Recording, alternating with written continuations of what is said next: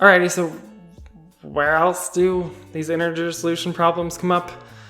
They actually come up in geometry. That is, the geometry around right triangles and their side lengths. The Pythagorean theorem tells us that the length of the hypotenuse squared is equal to the sum of the squares of the other two sides. However, from the number theoretic side of things, this begs the question, how many types of solutions are there to the Pythagorean theorem's equation? In order to clarify the problem, we're still only talking about positive integer solutions to the problem, but types here just means the different proportions that are allowed, so the solution 3, 4, 5 is the same as the solution 9, 12, 15.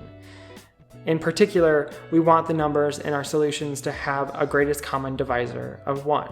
I would go into more detail, but at this point, I think I have reached the point of this branch of videos. If you want something that's a little bit more technical, you can start over and take the factoring route.